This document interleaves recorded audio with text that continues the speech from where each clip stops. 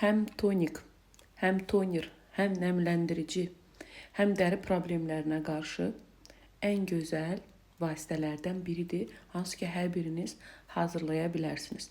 Bu hidralatdır.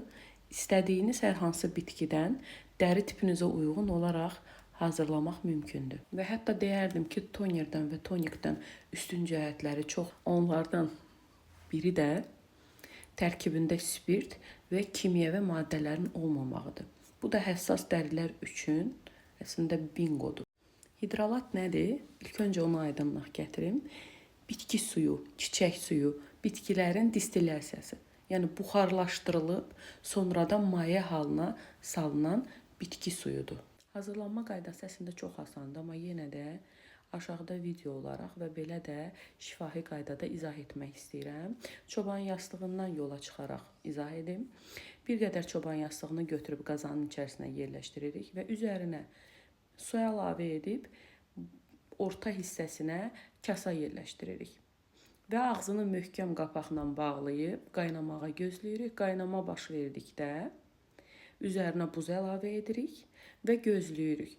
Çoban yastığına əlavə etdiyimiz su çəkilənə qədər orada yaranan buxar kasanın içərisinə tökülür. Və bizim o kasanın içərisinə tökülən su istifadə edəcəyimiz sudur. Əldə etdiyimiz bu bitki suyunun tərkibindəki efir yağı pH balansını qoruyacaq səviyyədədir. Bu hazırladığımız məhlulu sprey qaba əlavə edib üzümüzə gün ərzində bir neçə dəfə püskürtməklə də istifadə edə bilərik və ya pambıq diskin üzərinə əlavə edib üzümüzü bir neçə dəfə silə bilərik.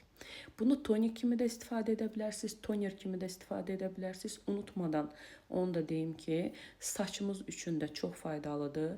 Saça uyğun olan bitkilərlə saçdakı olan problemlərinizə uyğun hazırlayıb saçınıza da tətbiq edib mənə sağ ol deyəcəksiniz. Və ən çox da bu bitki suyu, hidralat yay aylarında çox faydalıdır.